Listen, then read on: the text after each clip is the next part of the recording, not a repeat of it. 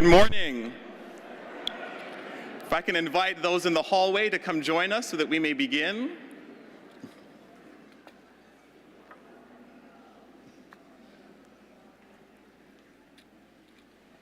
And a hush falls upon the crowd.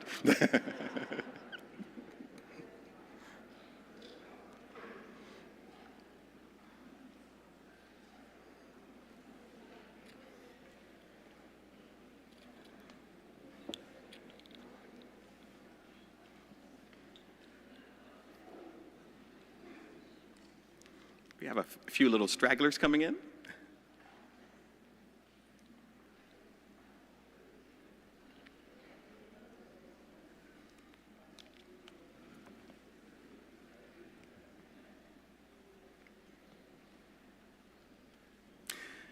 There being a quorum present, I reconvene the 186th meeting of Convention of the Episcopal Church in the Diocese of Missouri.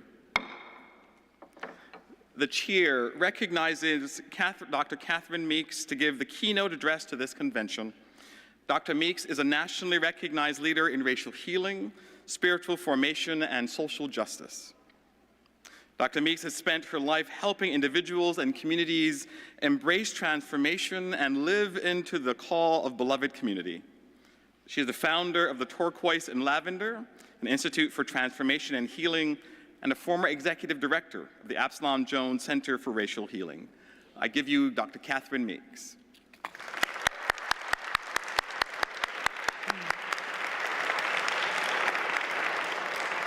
Thank you so much, and good morning. So I'll start by saying I was almost late, which is a sign of the times, because the car service guy came, but since he didn't have my cell phone number, he comes to the desk. It never occurs to him to ask the hotel to call my room number. So I never saw him. And then he left, or she, I don't know. And it's so funny, God's always giving me, I think I'm gonna start a talk one way, and then I get a new introduction. That introduction is to say that's such a sign of our times. Our inability to think critically, our inability to be flexible, our inability to pivot, our inability to solve a problem without somebody telling us what the solution ought to be, is demonstrated in that behavior. Because there I'm sitting waiting for somebody, and this person just has to ask the front desk. It was simple.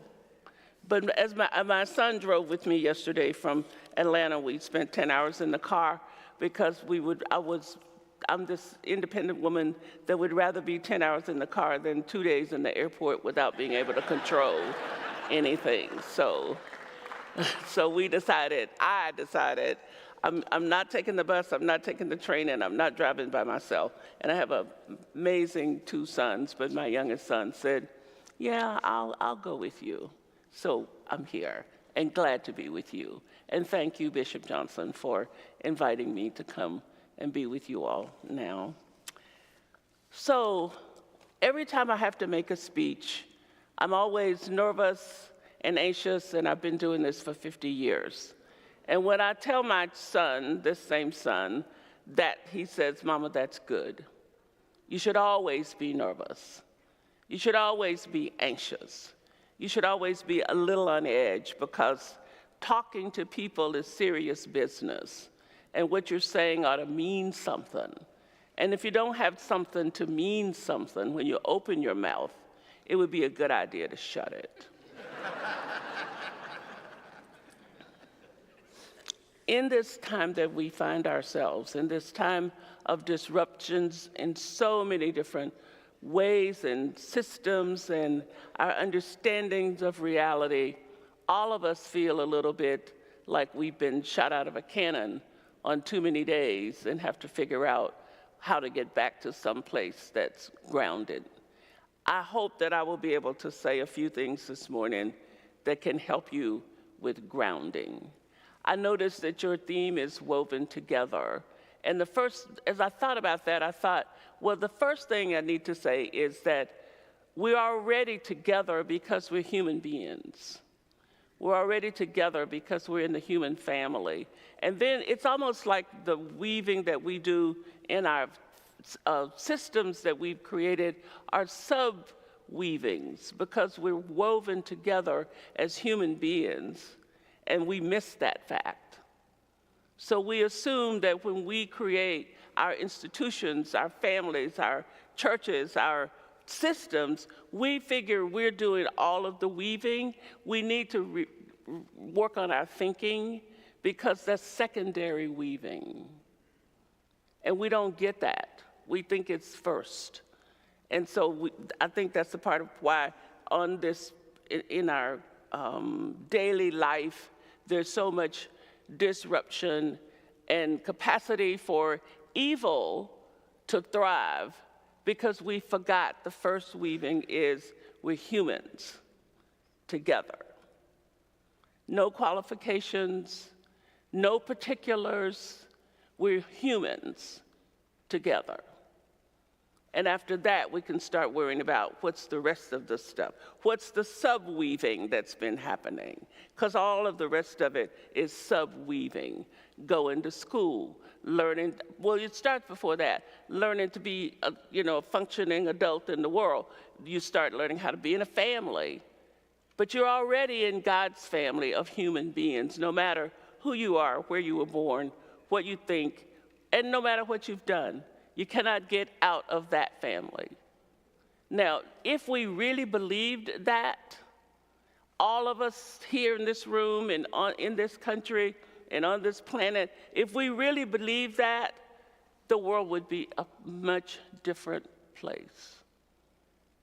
But we say it because it sounds right, and we say it also because it's true. It's just that we say a whole lot of stuff that's true that we don't really believe. We said it. But we decided it sounded good and we'll say it. Now, the challenge is, how much of it do you want to live? How much of it do we want to live? So, I remember the lovely story that Judge Ketanji Brown Jackson told about being a little first-year student at Harvard and walking down the promenade and having one of the workers there, an older Black woman, come up to her, a woman she'd never seen before, came up to her, I can imagine Judge Jackson being this skinny little Black girl from some small town, totally looking lost at Harvard. And not only looking lost, but being lost and feeling lost. Here she is. And the woman came up to her and said, "Persevere, persevere." She didn't know Judge Brown. Judge Brown didn't know her. Judge Brown didn't see her anymore. But persevere. And I was re-listening last night to the podcast that Bishop Dion and I did, and I talked about my mother who graduated from college when I was 18 years old. She had gone to college all of my life. She was a Black woman living in Arkansas whose husband, my father, was an unlearned sharecropper, and my mother had worked to get a college degree by taking correspondence courses, which would now be called distance learning, and taking courses where you went to the site, but it was, the university had off-site places, and she would work on the farm in the morning, pack us in the car in the afternoon, and drive to class, and I was the oldest, so I was the babysitter. And I just pretended to be a teacher. I guess I was getting started on my lifetime vocation. At least that's what my siblings say. You always wanted to be the teacher. So it took her 18 years, not because she wasn't smart, but because the opportunities were not there. And there were too many circumstances that intervened, but she persevered. And she taught me the value of education, not by saying anything about, I don't know that I ever heard my mother say in a sentence that education was valuable. But what I saw was a woman who taught me in the first grade and who spent my first 18 years getting an education. And she taught me that education is important and perseverance is important. So people who work with me know, people who work with me, for me, around me, know that the one thing I cannot stand is excuses. Because an excuse means you're not willing to persevere. It's too hard. It's too hard, so we won't do it. Well, it maybe isn't the way we thought it was gonna be, but I always say, my mother used to say this, if there's a will, there's a way. And if there's not a way, then you accept there's not a way and you go find another way. But to say, I just despise it when you ask someone to get in touch with somebody for you and they send them an email and then they didn't hear, and then you ask again, well, I emailed them, but you didn't get in touch. You see, you don't get it, you persevere, you email, you call. And I remember a funny joke that someone told, he worked for Mayor Maynard Jackson, you may know, he was pretty famous in Atlanta. And the person went back to report that he couldn't reach the guy. And Maynard looked at him and said, "Is he on this planet?"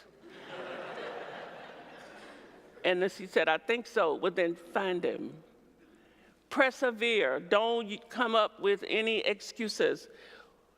And as I already told you, we're woven together in God's family, and the weaving together in the human on earth together family, the secondary weaving, or the next step in the weaving. You can think about this any way you want to, but I want to talk about some of the stuff that keeps us from acknowledging how connected we are. You see, down at the core of ourselves, inside here of us, we have learned a lot of stuff. We came here with whatever we come with. It's above my pay grade to talk to you about what babies come in the world with. I have no idea, but they do come in the world with some things. We all came in the world with some stuff. Howard Thurman says we come in the world with God having put God's mark on our heart, God's imprimatur, God's marking, what God has decided about us is on a mark on us. And then we spend our life trying to find out what that mark is. We spend our life exploring ourselves to see, and when things come to us that are helping us to make that affirmation, there is a resonance inside of us that says, oh yeah. It's like almost having a memory that you didn't know that you ever had the experience of. Does that make sense? Have you ever been somewhere and said, this feels familiar to me, but in your rational memory, you've never been there before, but you feel like you've been there before. And so Thurman says that this mark on our heart is God's imprimatur, and we call it vocation, we call it by a lot of different names. What we are really trying to do is get the split up pieces inside of ourselves to come together and be an acknowledgement for the journey that we have to take on this earth. To the extent that people feel grounded and good about who they are inside of themselves, to that extent, you are capable of reaching out and standing with other people. To the extent that you don't have that, then you can't do that. Then we start to put all of the disparate pieces, things we don't like that are in us, we start to assign them to people outside of us. Think about the folks that get on your nerves the most, just for a minute. And think about how much they are like you.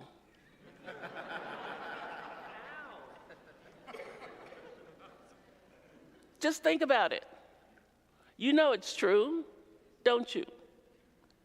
The people that get on your nerves the most, if you pay attention to it, there's something in them that's very kin to something in you. And when you name the thing in you, it becomes easier. When you name it and begin to accept it, just naming it is the first step. Begin to accept it, and if it's negative, begin to see how you can allow transforming light to come to help fix it. you get more and more able to be accepting of those aggravating people. Have you not had that experience? I mean, our kids can aggravate us because they sure hold up mirrors for us in many ways. So I spent a lot of my life studying Carl Jung and a whole bunch of other folks trying to understand what it means to be a black woman in America, what it means to be free, what it means to be powerful, what it means to, as my father used to say, to cover the ground I stand on. My father used to say that all the time. My father said it as an unlearned sharecropper who never made enough money to ever feel like he was able to take care of us, even though he did the best he could to do that. And I have nothing but gratitude for him and to him for doing that. But when he said he could cover the ground he stood on, it was more of a aspiration. When I say it, I can do it. My father could not do it. As a person who could not read or write, living in rural Arkansas under the systems of systemic racism, he could not do it, but he aspired to do it. And I get to live his aspiration, and his grandsons get to live his aspiration, because those young men can cover the ground they stand on, because they learned some of it from me, and then some of it they came into the world with. Now, how to get there is a long journey, and how to get there without bitterness, without blame for the systems, for the history, because you need to look at that stuff, analyze it, and see what you need to do with it. But it cannot be the foundation for your life, or else you will be a miserable human being. So the work of discovery, and this is for everybody, it's nothing to do with me as a black person, it's got to do with everybody. The narratives that you learn, everybody's got a bunch of narratives, right? We've got stories. Our parents told us stories, our teachers told us stories, the culture has told us stories. We've all got these stories, we've got these narratives that run our lives. So you need to sit with, what is my narrative? At the end of this convention, when you go home, when all the things we do at conventions, when all that's over and the dust is settled, sit with yourself and ask, what is the narrative? What is the major narrative in my life that is propelling me, or has propelled me and continues to propel me? What are the major threads? What are the major narratives? Because this is a huge clue to the things that we need to be looking at, addressing, and we do have stuff that we've got to do. There is a world full of people that do not understand that light is better than dark, that good is better than bad, that not being evil is better than being evil. There are a lot of folks that don't understand that. And the only way they will ever understand it is if they continuously see models of people who live into the truth of those things without apology and without fear. And there's some things you cannot compromise about. You know, people have been so upset about the Democrats deciding to reopen the government. After a while, you have to compromise. After a while, nobody gets to live on this planet and get everything you want the way you want it, every time you want it. That's when you're 2 years old and you think that. And if you've gone past 2, you should have learned already. It doesn't work. And even if you've got pretty decent parents, you learn it pretty soon at 2. You don't get to do everything you want to do. You don't get to have your way. And how many times have people gone from one church to another because they didn't get to have their way? You know, I have to say, the church is not your house. It is a church. It is a house. It's not yours. So you don't get everything you want. But you learn that living in community is about looking out really for the common good. You know, I went back, I'm writing a book right now that's really driving me crazy because I probably should have said no. And And I said no, and then the publisher kept on after me, and then I said yes. They asked me to write a book about immigration, and I said I don't know enough to do that. Then they said, well, it can be about more than that. And so it's turning out to be about the 4 major groups of people that have been held hostage to oppression in the United States: Native indigenous people, African Americans, Asian Americans, and Latinx people. It's the 4 major groups, and I've always focused in on these because we cannot afford to pick a group and then think those are the most oppressed people in the land. So we got to, my oppression's worse than yours. It's like my surgery was harder than yours. We don't have, those are silly arguments.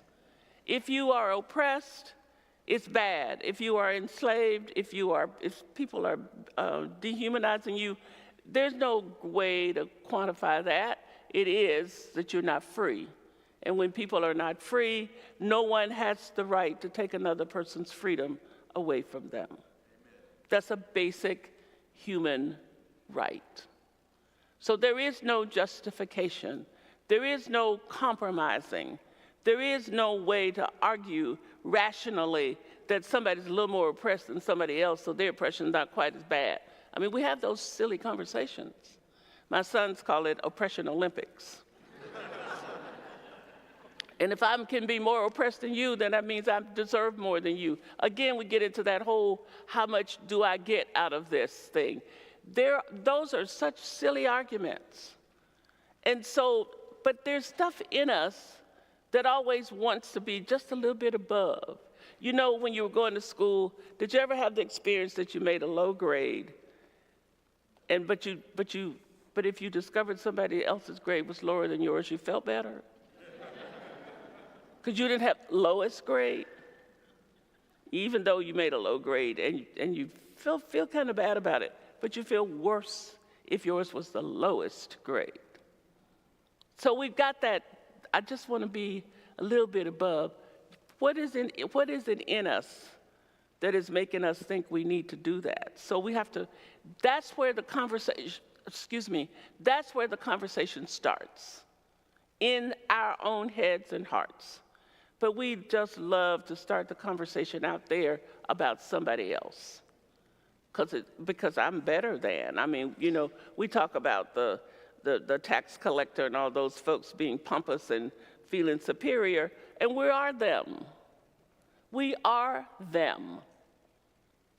We want to be just, I'm a little bit better because I'm nicer. I mean, I'm just nicer than you. Everybody knows that. Well, no, that's not true. You're just different from me. Doesn't make you better or worse. You're different. And how did we get on this track of deciding that somebody is better than somebody else because of the color of their skin? How did we get there? Because it's got nothing to do with anything. Nothing. We made up those categories, we can unmake them. It's what I love to tell Episcopalians, because we love our ritual, and I want you to know we made it up. And therefore, since we made it up, we can tweak it, because God did not send a letter to the earth with these instructions, though we act like it, don't we? And what is it in us that is so worried about destabilization until if somebody doesn't put the communion cup right where it's supposed to go, we had a bad day at church on Sunday? That happens. I've had people tell me I was sitting in their pew. I didn't see their name on it, but I guess, they've been sitting there for 30 years. And so I'm happy to get up and move because I don't want to ruin your day. And I can sit anywhere. I don't have a pew. The whole place has possibilities for me. And if I go to another part, I meet somebody I might not have known if I didn't go there. So I don't have any kind of concept in my head that there should ever be some place in church. I do this on purpose at my own church. I sit all over the church to make the point that that is where you begin to be willing to go outside of yourself. Start in the church building with the folks that already you agreed are like you. Because it's our inner fears that's keeping us separated. polarized. And then we make up the stories. We take the narratives that have been told to us, and we embellish them in ways that make us able to justify the distances that we keep keeping. So we have polarization. We have systemic racism. And we figure out ways to explain it to ourselves. And the best explanation is deal with the darkness inside of you so that the darkness outside of you will not be so frightening. Because you already know darkness. You already know. You know, I know that I can be one of the kindest, most wonderful people on the planet, and I can be a witch. I know that. And I accept that. I get up every morning saying, God, please let the good person win today and not the witch. Let the good person shine today. Let me be a light bearer and not the bearer of negativity, the bearer of criticism, the bearer of putting people down, even if it's in my own head. That's where the first put downs start, inside your head. Why? Because there's some little thing in you that got touched in a way that made you uncomfortable, and instead of acknowledging that, you project it onto the person that cut in front of you on the road. When somebody cuts in front of me, I say, you're a bad driver, and God bless you that you didn't get hit. Because you see, my day is not going to be controlled by bad drivers on the highway. They're not going to reduce me to name calling and on my good days. On my bad day, I'll call them a name. So because you have good days and bad days, like Thurman says, you get it all kind of straight and you're walking with good balance, and then you hit a little pothole and you falter. And so we all do. Nobody's perfect. One of my good friends told me once, I wrote a book that had her in it, and I did something, I made a mistake, and I was so apologetic, and she said, only God's perfect. And when you get off of that throne, you can start doing the interrogation that can lead you off of other thrones, so that when you see somebody begging on the street, you don't have to have disdain for them. You can have compassion. Because you don't have to be scared that you're going to be begging on the street, because you're not. And the fear that it could be me makes me want to put them down. Do you get this? Do you understand this? Because this is so critical. The fear that could be me, and it doesn't take much for it to be one of us. But if you can get past that, you can move to compassion, so that you can be compassionate toward that person without having to be threatened somewhere inside yourself. I looked at the kinds of comments people made about folks losing SNAP benefits. I was appalled at the hostility that people were expressing toward people who need. Some people who literally poor, and other people who would not have been poor if they hadn't had medical problems or things happen to them. Nobody knows, none of us know what's going to happen to us. And so when somebody needs something, they need it. And to promote the general welfare is what the preamble to the Declaration of Independence says. Then how do you promote the general welfare? By taking care of the people. And you should not be doing it with disdain for the person who needs the care. We hate poor people.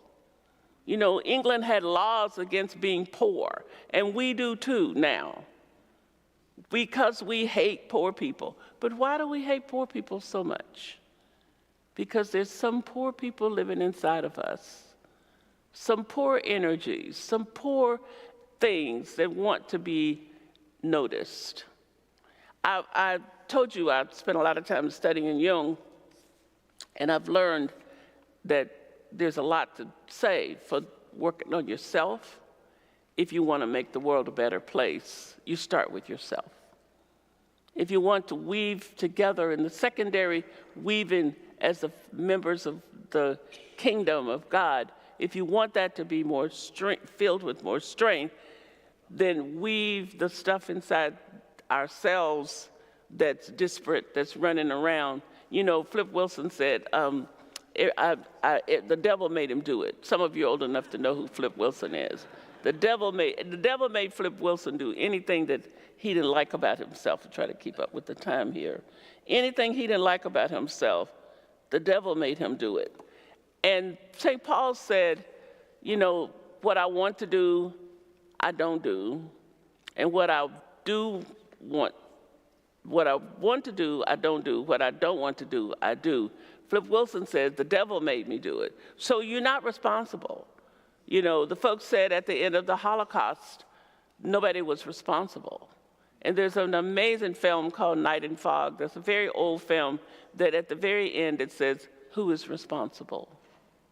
And now as we look across the planet, who is responsible? Who needs to speak up?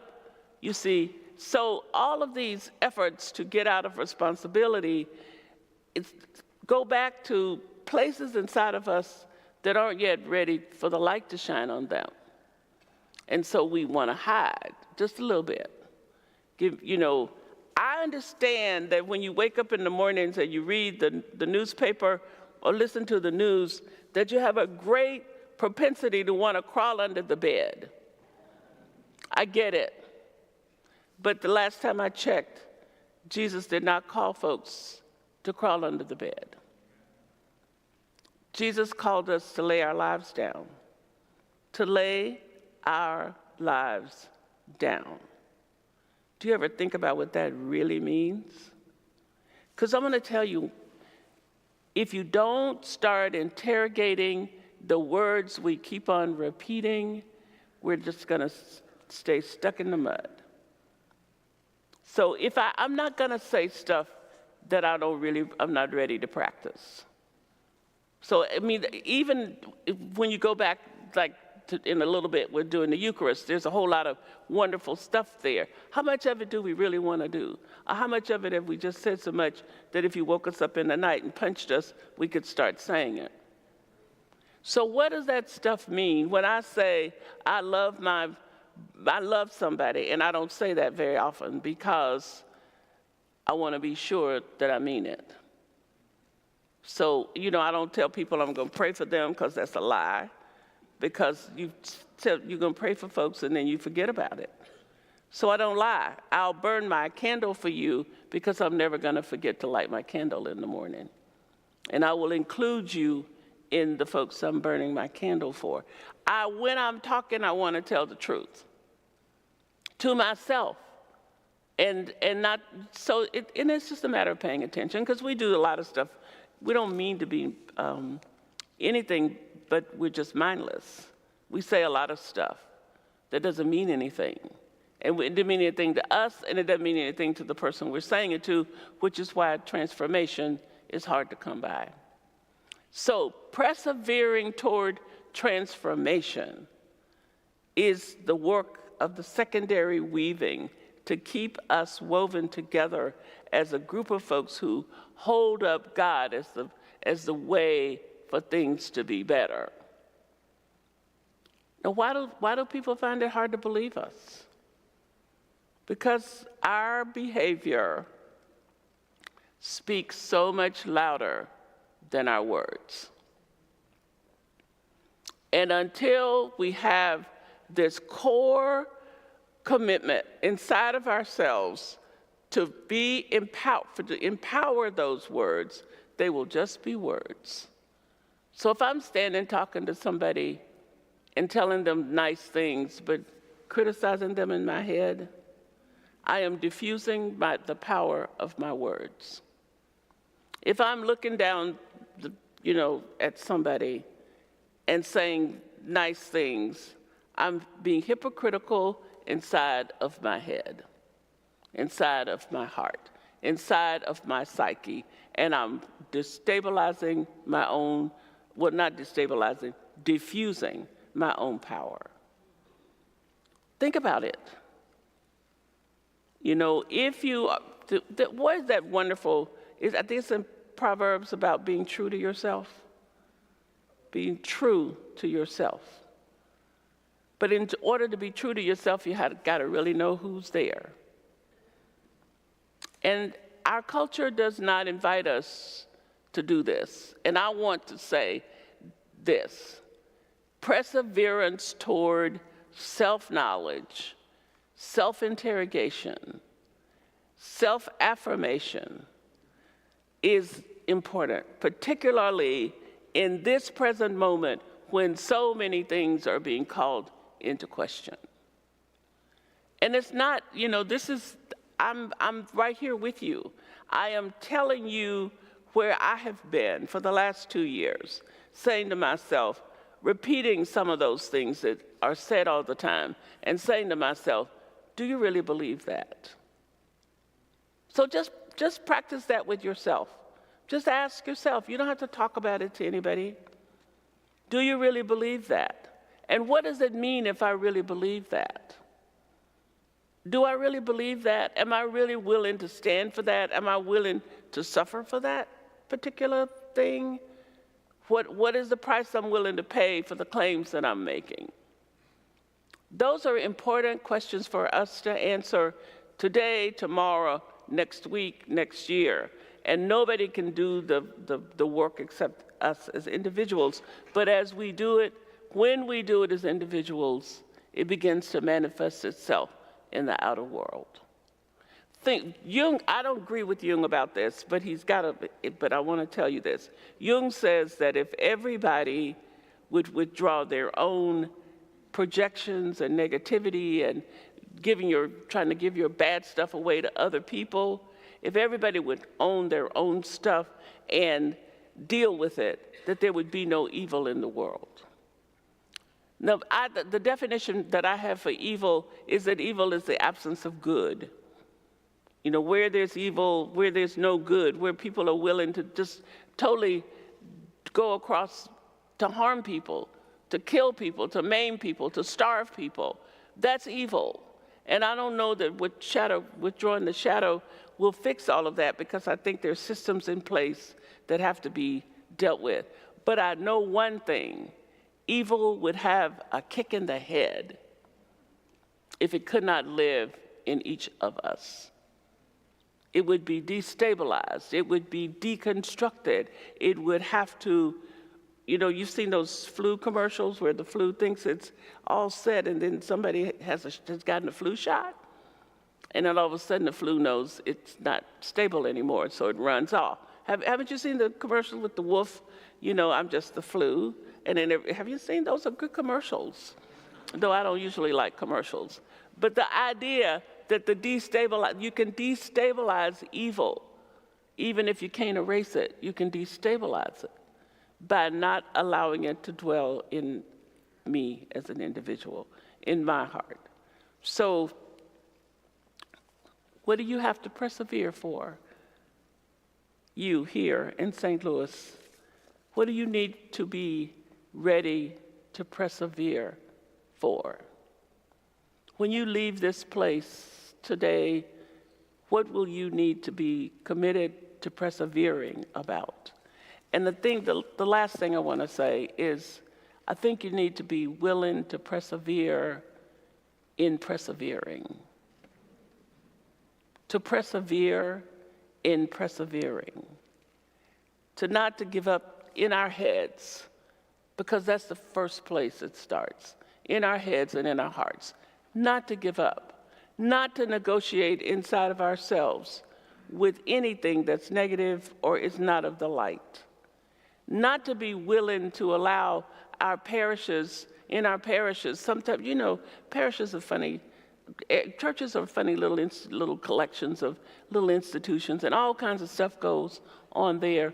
But when the negative stuff comes, it's not enough room here for you. You need to go. Because we're about something else. We're about being light bearers. We're about holding up to people a mirror that says it can be better. Even in the midst of chaos and turbulence, we can have a place to stand. The image I'd like to leave you with is this: the image of a hurricane happening. Now, I've been told, I don't know, and I will never find out, I've been told that if you go to the eye of the hurricane, it's calm. I will never know because I'm not going to do it.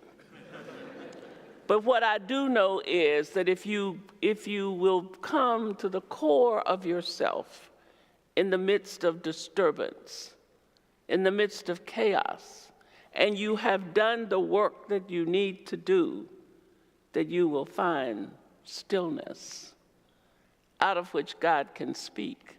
Remember that story of God speaking after the earthquakes and the hurricanes and all of that stuff in the still, small voice. God still speaks in the still, small voice, which comes to us when we sit ourselves down, get off of our horses, and face the fact of who we really are. And then when we talk about being in this secondary process of weaving, we know what is being woven into the fabric. And remember this, nothing is useless in us. Whatever we are, whatever is for us, our negatives, all of it, none of it is useless because God doesn't deal in uselessness. So all of it is for a purpose, but it only works if we try to find out what the purpose is and if we step up to it. So I want to encourage you. I hope this has been encouraging. I hope you don't feel like, oh my God, another one of those, what am I gonna do with myself talks? No, that's not what this is. This is you, we all in this room are God's children. And everybody out there, no matter where they are, no matter who they are, those are God's children too. And we're just all, they out there that aren't in this place, and us in here, we're all just trying to find the bandage closets so we can be better, so we can get better. And I wish you great, great grace and great love and great courage in this diocese, in your churches, in your daily life, in the grocery store, in the parking lots. Let's be lights that people say, wonder why that person looks like that. Let's speak to people and have them know there's something in us that's different from the person who didn't speak to them. My son does a lot of work, my oldest son does a lot of work with people who live without shelter. And the most consistent message he gets from them is, you look me in the eye when you talk to me. Let's look each other in the eye as we imagine walking together. And let's allow our capacity to do that to be the cord that keeps on weaving us tighter and tighter and tighter into the fabric that God needs to lay on this world that's so, so in need of fabric, of love and acceptance and a capacity to be open to God's amazing grace. God bless you.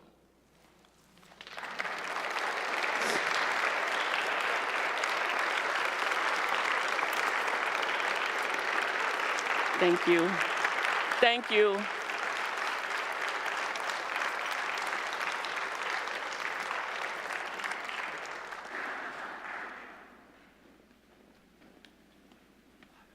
Thank you, Dr. Meeks. Dr. Meeks will be here all week. The chair recognizes Hal Burrows for some announcements.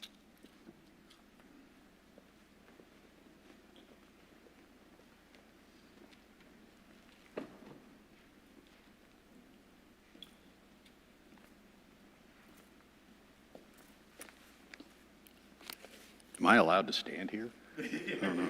This is, all right. Just a few items.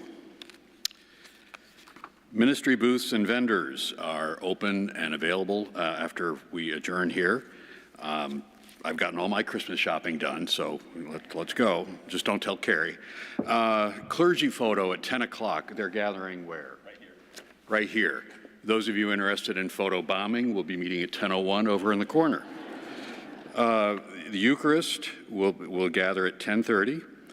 There'll be a free-range lunch at noon, and then the workshops kick off at 1:15.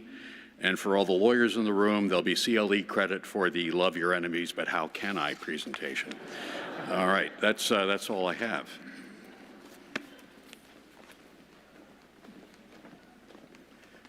Thank you, Hal. This concludes the second plenary session of the 186th meeting of Convention. We will gather for the Eucharist at 10:30 a.m. and reconvene in our third plenary session at 3:15 p.m. Convention is in recess until then.